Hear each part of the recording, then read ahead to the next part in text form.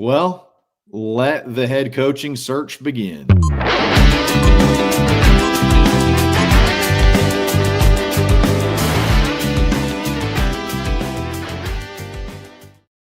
We are live. It's the Barncast, and tonight, boy, oh boy, it feels like this has been like 3 or 4 weeks. It's maybe longer, at least 3 or 4 weeks coming, where we've been thinking we're going to be talking about a head coaching change, or thinking we're going to be talking about Auburn parting ways with Hugh Freeze, and it finally happens today. After an embarrassing loss to Kentucky last night, Auburn parts ways around noon Central Standard Time, or 12 or 12:30. It was pretty right around lunchtime that news comes out, and Auburn's kind of in the market now for a head coach. You promote DJ Durkin to interim head coach, and we're going to discuss all of those things that go along with that. I'm going to kind of open the floor here. I know you guys had a reaction earlier, but as you've had 5-6 hours to sort of, decompress and think a little bit more deeply about it, like what's going through your head? How are you feeling about everything as far as timing goes? Just everything that goes along with, I mean, it's a big deal. Firing a coach is a big deal. Dap, you can go first if you want to. Okay, yeah, I just didn't want to step on. I think that, as you mentioned, there's been 5 or 6 hours since we've commented on it originally, and I've had a lot of time to process this. And I think the biggest thing that stands out to me is that the inevitability of it occurred when he finally lost a game that he shouldn't have. I do believe that it was just absolutely gonna happen, that it was inevitable, but when he lost to Oklahoma or to Texas A&M or to a supposedly really good Georgia team, and they were all close and there was controversy involved, that was a lifeline given there. The minute he lost a game that he wasn't supposed to lose, and it was in the manner that he did, there was no way he was coming back from that. I think all the other stuff, guys, just delayed the inevitable. I think that some of this was written in the stars, even when the season started, with the quarterback selection and some of the stuff. Remember, too, did any of you guys get concerned? I did a little bit when some of the recruiting stuff fell off a little bit. That was one of the things you always could hang your hat on with him. Yeah. So I just think the inevitable finally happened. It was delayed by some strange circumstances. And today we saw the culmination of what should have happened. Zach, was there a moment in time where you were like, yeah, this isn't going to work? Can you pinpoint it where you're like, man, this is just not going to work? Ooh.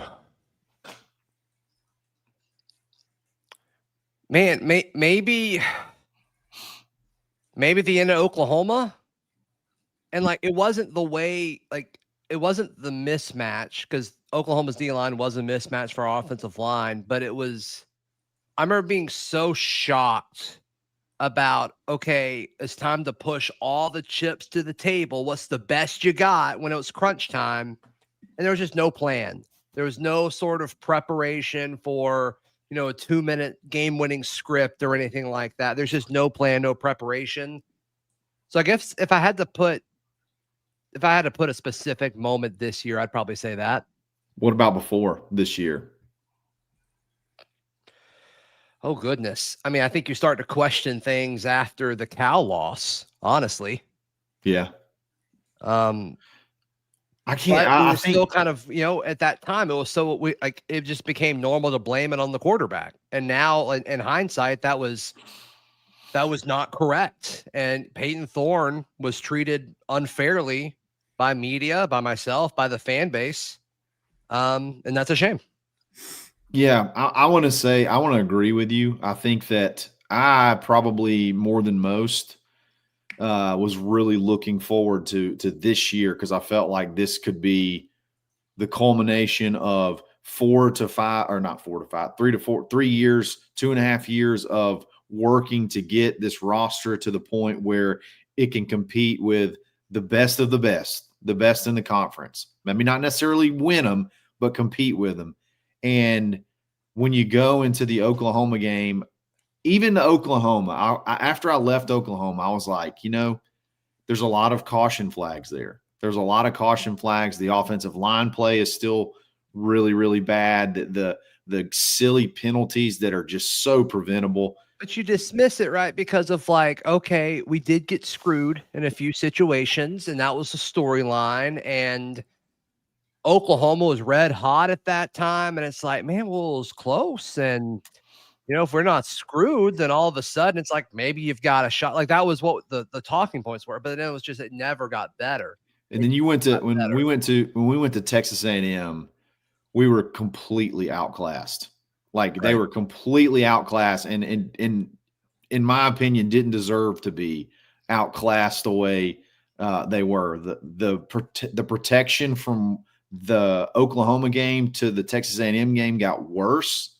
The communication got worse, and it just never. This offense that we had been looking forward to just never materialized. It just keeps getting harder and harder. So after the Texas A&M game, I felt like this today was going to happen at some point in time. Like it felt like it was going to get here one way or the other. I kind of felt like we might win enough. He might win enough to make it to the end of the year. But man, the way that the Kentucky game went down was just so utterly pathetic. Like it's the most embarrassing Auburn experience that I can think of. To me, it's worse than New Mexico State, because at least then it's like, okay, the future, it's coming, whatever. Year 3, and if Melendez doesn't have that interception return, you're shut out. You lose that game 10-0. I mean, what an absolute joke that was. Oh man, it was really bad. Let's hit a couple of super chats. Graham McLean says DAP head coach, Zach's the DC, and C5 is the OC. Y'all we're running an over front and a lot of bump and run, baby. Let's go. I'm throwing the crap out of it. Y'all are gonna hate my guts. We're going vertical a lot. Okay, get an elite receiver and just have them run curls all day. Yeah. And I'll just scream at fans like James Franklin does, because that's kind of my personality. I'll get into it with fans. That'll be fun. That'd be awesome. NH3425, one of our regulars. In this order, my top 5 to call: Schumann, Hartline, Golish, Summerall, Dillingham. Starting off with Schumann. I want to touch on that. Let's do it. Schumann is Durkin at Georgia. What's if you like Schumann, then why would you not be pro Durkin, whose defense is better than Georgia's right now at Auburn and has had head coaching experience? That's a really good. If DJ Durkin was somewhere else, yes, oh my gosh, you hit it. If he was somewhere else and didn't have that unfair stigma attached to him, that obviously with the whole Maryland situation, if people do a little research on that follows him around. If he was somewhere else. If he was at Georgia, like you said, or he was at somewhere that Texas, Alabama, how about Texas? He would be like the Dan Lanning type candidate. 1,000%. So understand that what Auburn's defense is doing is even harder than what any other elite defense is doing, because the offense is so bad, right? And that in itself just elevates his stature of what he's doing. Yeah, I agree. If he's a hot coordinator at some other school other than Auburn, we would be foaming at the mouth right now to get him. I think. You watch what Oregon have you ever foamed at the mouth before? I've never, but I've heard people. I've heard that expression a lot. That'd be your first time doing it. I have. Okay. I'm allergic to cashews, and I ate them, and it was not. Are you really? Yes, and I started. That's nuts. That is nuts. It was bad. That sucks too, because cashews are the bomb. Cashews are so good. They're a top 3 nut. Top 3. NH3425, man, I got worried after the New Mexico State loss. That's valid. I'm glad let me say something real quick, because I wanted to touch on that I'm not saying that I had the foresight to say this is the beginning of the end, but hindsight being 2020, go back and look.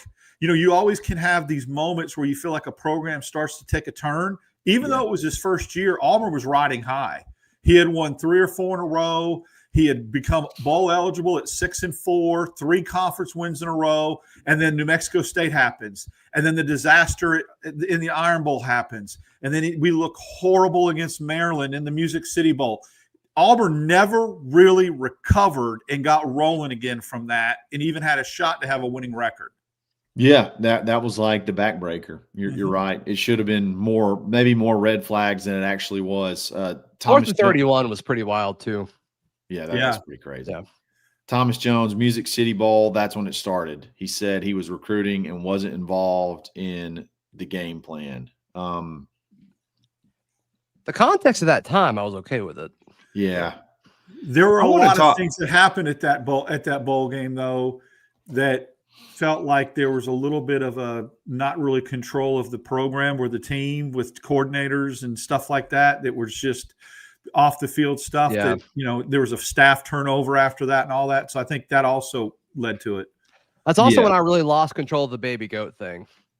Oh yeah, it caught fire and it was over. Yeah, that was crazy. But he completed like 8 passes in a row or something. It was electric. I'm like, oh my goodness, Hank. Yeah. You thought you nailed it. I'm still mad at Hank, by the way. Yeah, it's okay. But all right, James Stallings, do we see Deuce play in the last 3 games? This is a really good question. This was actually a topic that I was going to have for tonight.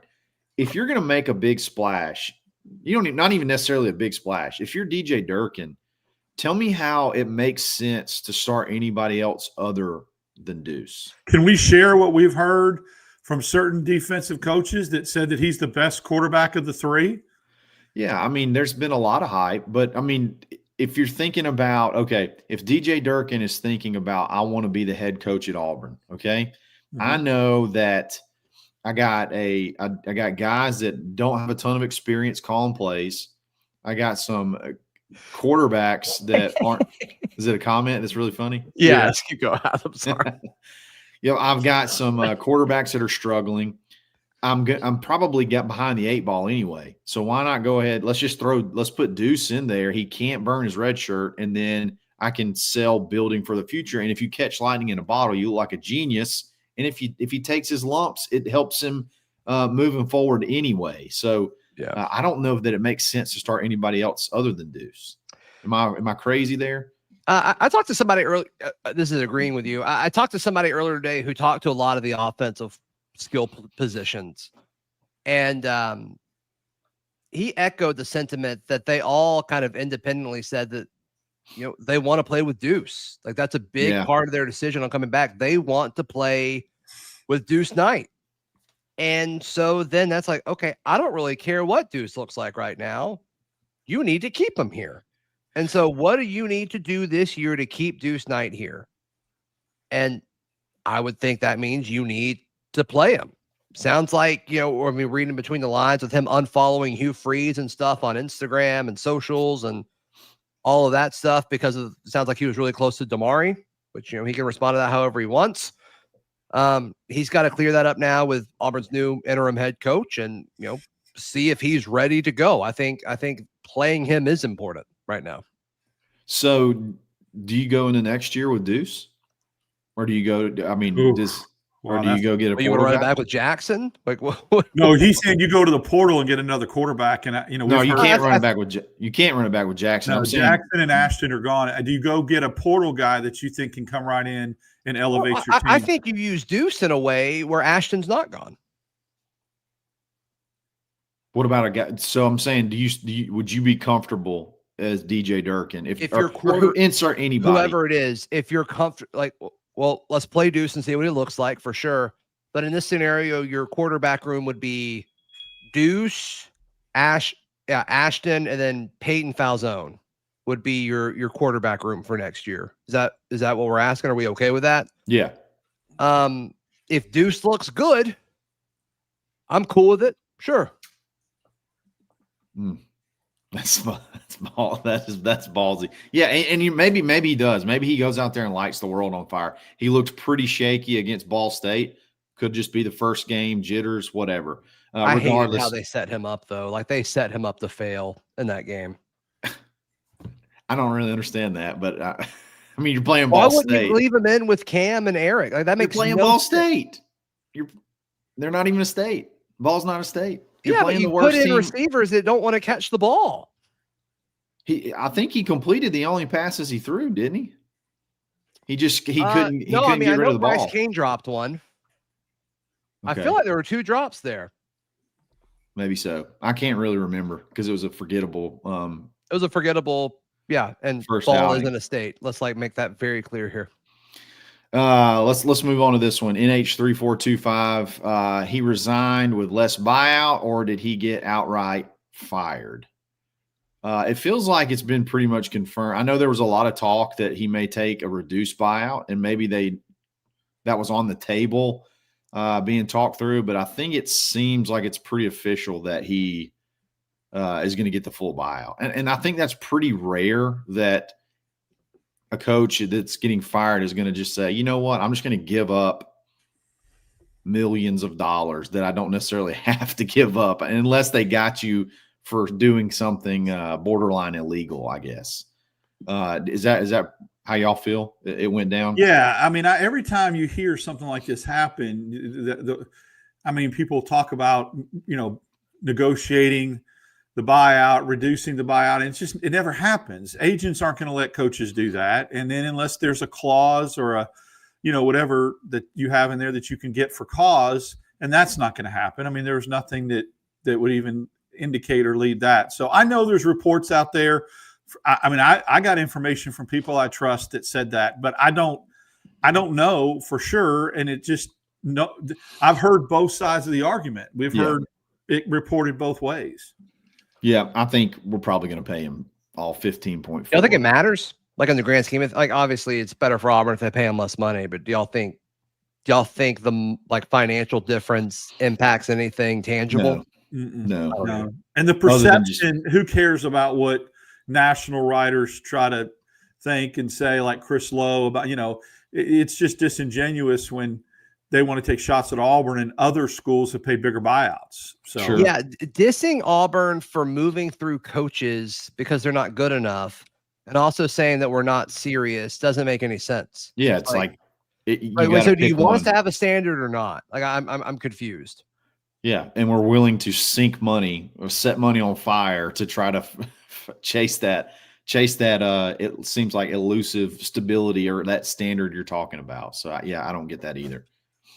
This is a really good one, and this could be a long conversation. Preston Herring says, was this always who Hugh was as a coach, or did he change when he came to AU? Seems like he wasn't fully committed. It's a great question. It's a really good question. Who wants to take it first? So I don't know the answer. Yeah, the committed part, again, I know that the guy was a really good recruiter, and he was, we basically criticized him for being in the recruiting lounge his first year instead of drawing up a game plan, right? And then the second year, it was like if recruiting dropped off. I think he worked tirelessly on stuff like that. But I don't know the team meeting stuff and game planning and all that kind of stuff. I don't know if it's a matter of him not committing. I think it's more of a matter of him being too stubborn in certain areas and not being as flexible and thinking outside the box and changing more than he needed to. What I would like to know, this is what I would like to ask. If I could have just a couple of questions and get unfiltered answers, I would like to know a couple of things. Number one, is the offensive setup different at Auburn than it was at everywhere else he coached where he had tons of success? That's number one. In other words, are you going to the same amount of meetings that you went to at Ole Miss, Arkansas State, Liberty, where you had a ton of success, you won a bunch of games, you scored a bunch of points? Did anything change there? That's number one that I would like to ask. And then I would like to ask for play callers that are head coaches. And I think there are similar setups based off of what Kenny Dillingham says and how he described when he gave up play calling. But I'd like to know, if you are missing certain meetings, is that normal across the board? Those are two questions that I don't know the answer to. It's easy to say that it's crazy, like he should be in every meeting. And if you're going to be the play caller, that's super easy to say. But is it the standard? Is it the standard across the board in these type setups? And then is something different happening at Auburn as far as organization goes that happen in other places. And that's what blows my mind. Like, that's what's been the most hard thing about this whole deal that I like lose sleep at night thinking about, like, how good he's been everywhere else up until here. It's been a complete and utter disaster. Yeah. I mean, I'm once again, I didn't expect it to go this way. I thought the way he built the program, what his plan was that he laid out there, I thought it was the right way to go about it. Get talent on the team, invest, make Auburn football players some of the highest paid football players in college football. And I thought the offense would come together, and sadly it didn't. I'll answer the meeting part. Again, just an opinion. If you're going to call plays and you're going to set up schemes and you're going to do whatever you do as far as running your offense, I think you need to be in the meetings, because we've heard those stories of them implementing a play and the quarterback knowing it and the coordinator knowing it, Freeze not knowing it, and then said something at the press conference. I believe that if you're not calling plays, I'm okay with it. I peek your head in every once in a while, see what's up, see if the game plan's, on par with what you want to do. But if you're calling plays and you have the play sheet, I think you need to be in the meetings. Yeah. And then I do think there's something to, like, all the quarterbacks that were here. I can't think of an exception. Let me know if y'all can come up with one. But all the quarterbacks that have been here since Hugh Freeze was the head coach, they leave, and the stuff you hear is just like how incompetent the offense is. And some have used other words to us. And keep going. I mean, and you hear some of that from some former Ole Miss, and I've tried to interview, Malik Willis like several times, and I don't think he wants to, just because I don't think he likes the media aspect of it. I don't think it's because he dislikes Freeze, but here that certainly seems to be the tone. I mean, the whole quarterback room left last year. I mean, you've heard, that's been the case with everybody who's played for him. And so that's here. Yeah. And that's a problem. I'm starting to wonder how much of the Bo Wallace drunken rants might have been a little bit more accurate than we thought originally too. But the problem with that is Bo was good. Yeah. You know what I mean? Like, Bo had success. But it goes deeper than on the field. You know what I'm saying? There were some things there that he pointed out that I don't know. I'm with you. He nailed it. You can't. Everybody needs to go back and apologize. Schematically, and it turned out to be, a little bit prophetic. So let's motor through some of these. We talked about this, Michael Greenaway. Can we start Deuce yet? I think it would be wise probably to go ahead an argument for it, and roll with him for sure. So we'll see what they decide there. If Durkin's made head coach, who do y'all want as OC/DC? So defensive coordinator, what did we hear, or that's currently on his staff right now that Rushing? TJ Rushing. Yeah. I've heard that's his guy, and he's really high on him. From an offensive coordinator standpoint, it's a blank canvas. I don't know. I don't know if there's anybody that she's leaning towards. I don't know the coaching tree that he has. I don't know who he's worked with before. I think he gets a blank check to go get somebody. And the opportunities are limitless. One reason I like him so much is because of his coaching tree. I mean, you're talking about Urban Meyer. You're talking about Lane Kiffin. You're talking about Jimbo Fisher. You're talking about all these different, like, big-time guys, Jim Harbaugh. Like, you're talking about a bunch of dudes that he's coached with that have connections, and that's why – that's one of the things I think coaching trees are valuable. I think your connections are valuable. So that's why I don't know who I would pick. I think what I would try to do is go for the package deal, like the Arbuckle and Mateer. Somebody in here in the chat, the Baylor offensive coordinator, how do you pronounce it? Spadaval?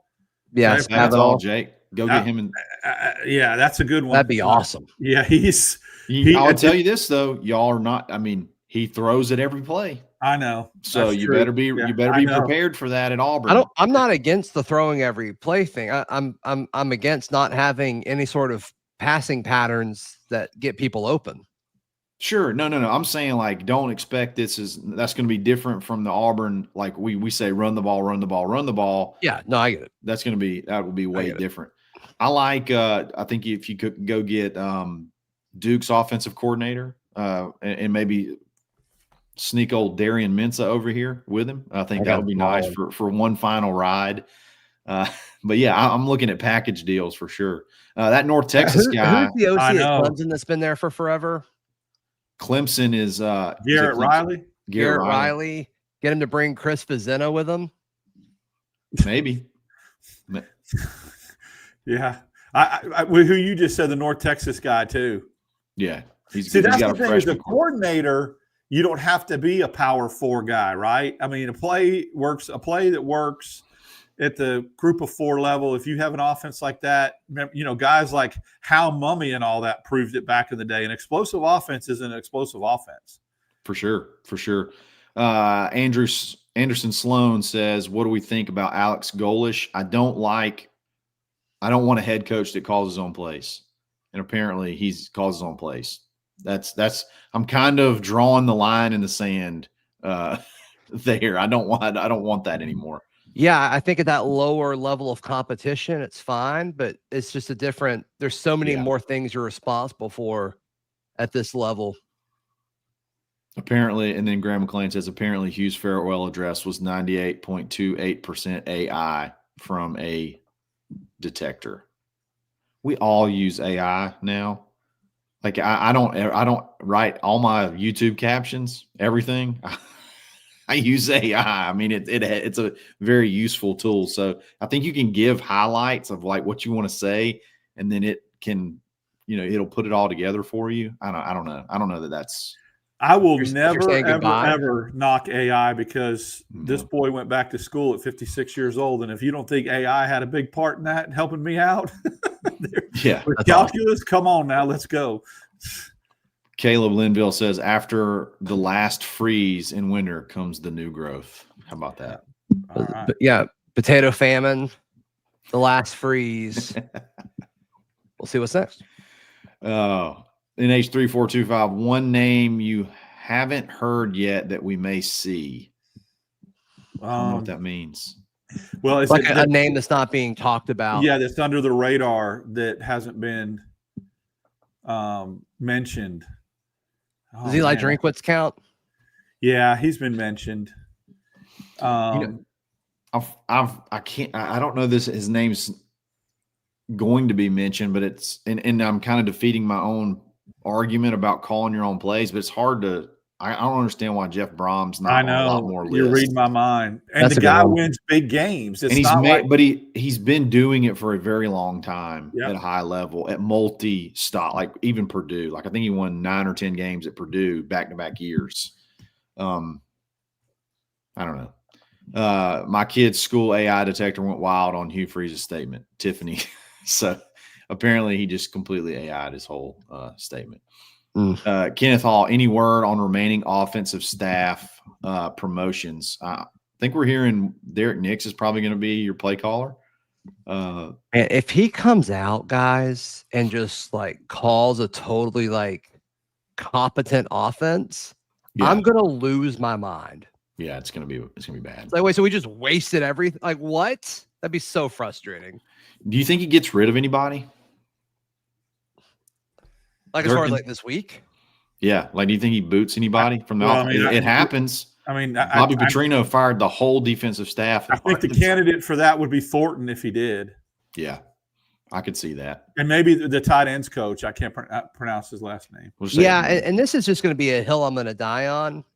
Like, I don't think the O-line is just inherently untalented. Like, I don't think there's any acceptable reason why they should be this bad.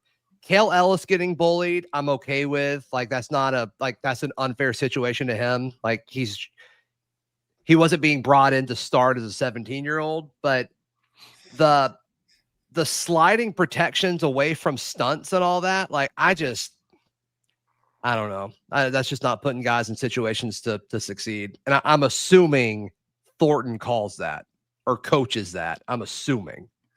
Well, somebody has to. So I was told two different things. That sometimes the center checks those, when they see it. And then there's other times when the quarterback will check the protection. So is the quarterback, is he not coached well enough to know how to check the line into the correct protections? Or is it the center is not get them in the right protections? Like but that goes along with the disconnect that we've talked about forever. I said this on my reaction show. It feels like it's three different. It feels like the way they used to stretch. It feels like you got an offensive line doing one thing, you got your quarterbacks and running backs doing one thing, and then you got your wide receivers. It's not a unit. And that's the way this offensive felt. It feels like it runs like three separate teams into one. Mm-hmm. Yeah, I get it. Young Joker, he says, I don't know how much y'all can say, but people in my section last night were wondering if Cohen actually makes the next hire or the good old boys. What are your opinions? Oh my gosh. I think there's my least favorite narrative is the booster stuff. It's my least favorite thing to talk about. I think that there's going to be an element of their involvement in every coaching search, like no matter what. And I think that's probably that way across the board in college athletics in general. I doubt there's very many autonomous athletic directors, y'all correct me if you think I'm wrong, that are hiring the big sport of whatever school. So whatever sport is the big sport for that school, I doubt there's very much autonomy in those hires at all. Daryl, if you don't mind. Go ahead. No, I heard that obviously they'll have input, but the final decision will be Cohen's. I mean, he'll take their input. There may be a list of, favorites or wish lists, but I think one thing that Cohen comes across to me is a zone man, and the Mississippi State folks said that when he was a coach at Mississippi State. Anybody that saw what he did on the field to Ken Williamson or what he did in the SEC office, he will have more of a say. He's not going to be a puppet. You always consult, and maybe he gets a list, but I still think it'll ultimately come down to him choosing. Yeah, we want to make – sometimes I think we make too much out of the process of things instead of the actual result. Daryl, you do the whole thing about like, don't show me how the steak is made, just show or whatever. Show me the steak, whatever it is. I butchered that, pun intended. But the process, I don't care about the process. And tomorrow's Locked on Auburn, Lindsay brings this up, and I kind of do a similar thing. But like, I don't care if it's Cohen. I don't care if it's the boosters. I don't care if they hire a search firm or whatever. I just care that whoever does it nails it. Yeah. The process to me, I do not care. I'm with you. I do not care because it's just get it right. Just get it right. And it's don't show me how you cut up the cow. Just show me the steak. There it is. That sounds so much smoother than what not only get it right, but don't seem dysfunctional in doing so. Like seem like you're united. That's one thing I don't want to have. Like I don't want them to think that the unity is what screwed it up with Hugh, because I think that was the one thing they finally got right. They all got on the same page behind him. I think Hugh just couldn't get it done. So I want them, if they need to keep that, not be discouraged from doing that. I want to throw something out to you guys, and I want your opinion, because this is something I've been thinking about all week. When we talk about the powers that be and people worrying about meddling, do you think it's a coincidence that Auburn hired 4 coaches in 32 years, and now the last 4 coaches have been 6 years? Do some of the powers that be, the old guard that used to be, are they responsible for the longevity of some of these coaches, and maybe the newer guard is more reactionary and trigger fingered, and now there's 4 coaches in 6 years? Think about that. Has there been a transition between the power brokers, the older ones, that 4 coaches in 32 years, phenomenal track record in the SEC. Mm-hmm. New guard, 4 coaches in 6 years. Is there a tie or something to that? It's definitely worth discussing for sure. That is a huge swing in a trend for sure.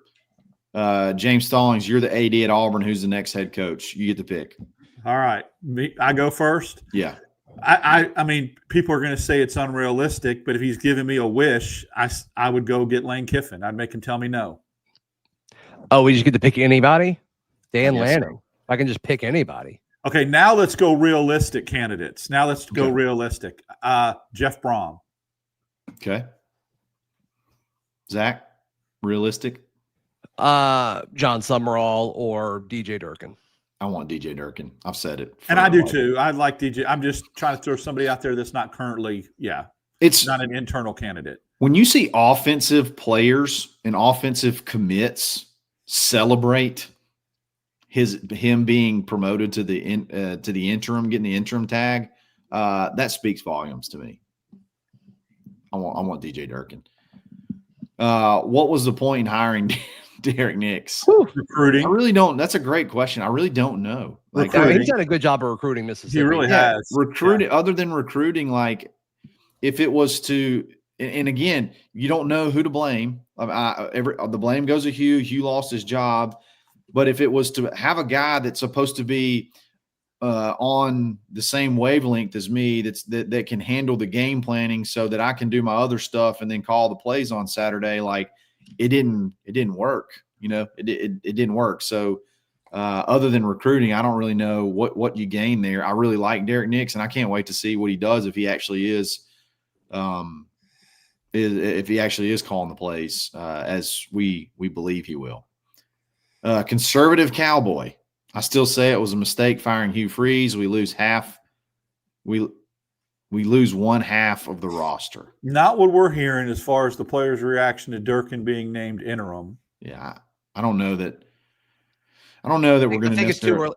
It's too early to say that. Yeah, I think you can say that in a month if 60% of the roster leaves. Yeah, you're absolutely right.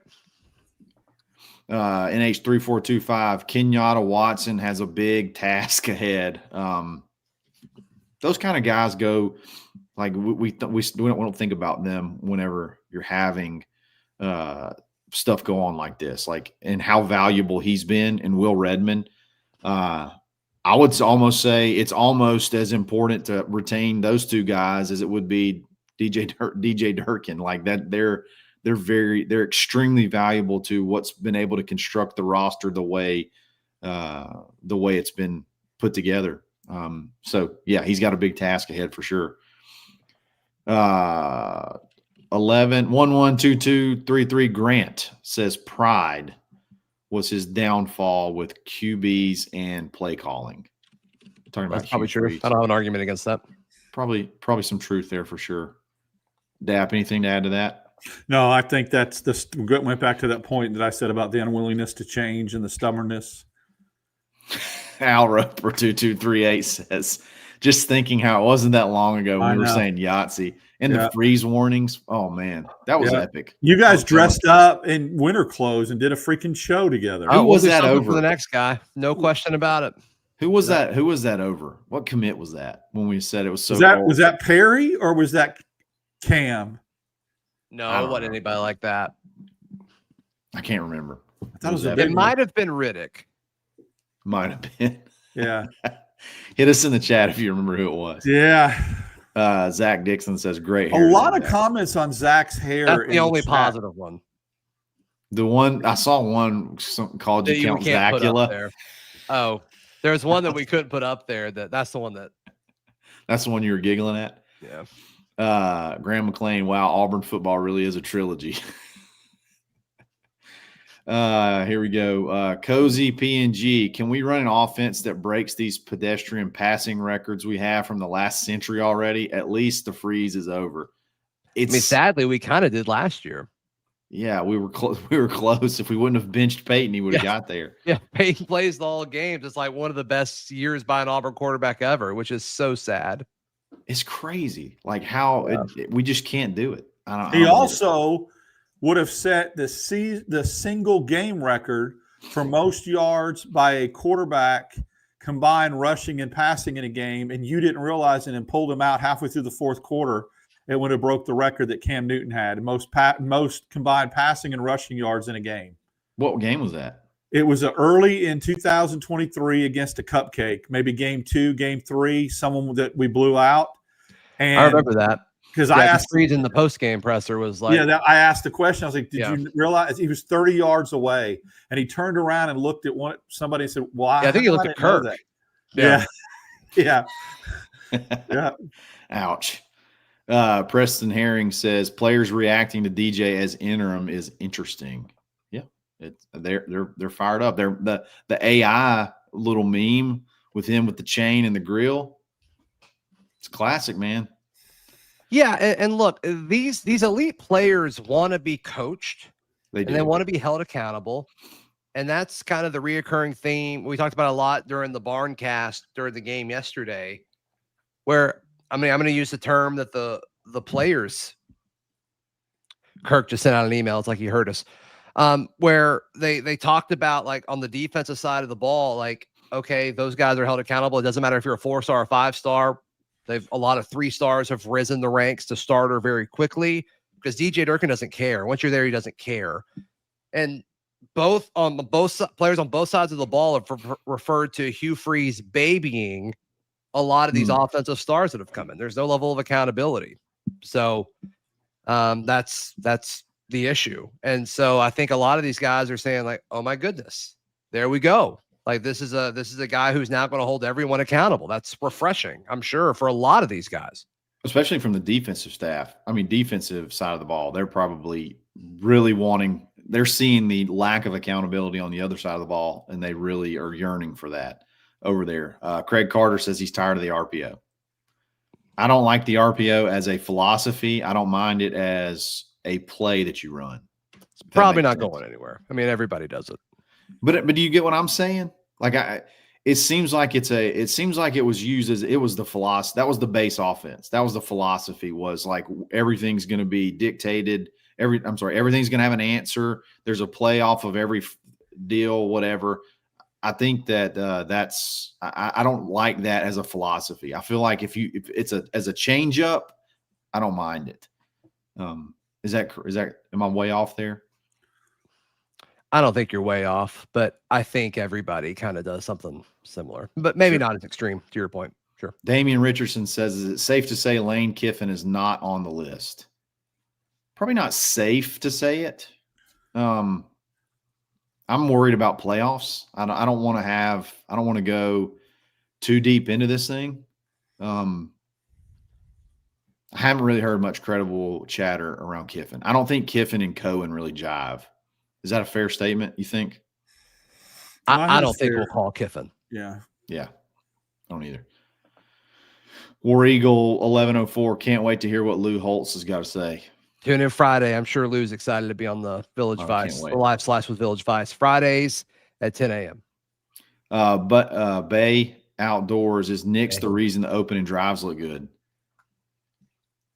Could be. I don't have a pushback on that. I don't have a pushback. Who's making the script? I don't know. Yeah. Somebody put in the chat that Baylor's got 1,300 yards rushing this year. Okay. Well, let's go. Where are we? Young Joker 23 says caddy possibly for a CEO head coach. Pros and cons. No, we need to stop with the caddy narrative. I'm just gonna say no. I love him. He's a great Auburn man, but he's just not ready to be in that role, and we just need to stop with that. Yeah. I'm just going to tread lightly there. I'm just going to say no. I don't think so. I don't think he'd do that. But he was fun. That was fun. That was a fun ride. Yeah, I mean, I've got the picture of him running next to Tank. Yeah. Like almost. Yeah, that was a great night. Oh man, there's so much to talk about. We're going to have so much discussion every way you can possibly discuss it as the week goes on and as the search goes on, and as the season nears its end and we get close to when the rubber really meets the road as far as what Auburn does with a head coach. This weekend kind of gets you a little bit more excited. I don't know. Are y'all a little bit more excited about this game than you would be? I'll be in Nashville covering it. I'm actually going to go cover that. And so when we do I forgot you were doing that. Yeah, I'm doing that. So we'll be doing the reaction show from Nashville, and then when I do the show with you guys Sunday night, we fresh off of it, being on the road covering it. So that's always a little bit better perspective inside the room with the press conference and all that. The first press conference for DJ Durkin. I'm pumped for that. I'll be there to cover that. Yep. One more super chat, and we're going to get out of here. The only issue I see with DJ as head coach is that it would still be the lacking of great offensive mind on the coaching staff. Solves one issue, creates another. You can't. You're going to have one or the other. Like it's going to be. You know what I mean? Like you're not going to have a guy that's going to be an offensive and defensive guru. You're going to have to rely on your network and hiring. Did Hugh get a chance? Or you could have a head coach that's neither, like we've had for the last few years. Damian Richards says, did Hugh get a chance to speak to the team? I don't believe so. I don't think that's very it's a normal thing. I saw a few people complaining about that. Like, I don't think you can get fired and then get to talk to the team. I don't think that's how that works. Yeah, I agree. Guys, we're going to get out of here. Thank you all for everybody in the chat, everybody that's joined us 45 minutes. That was a lot of fun, and we move forward. So we'll be back again soon. It's another Barncast Live. We'll talk again later.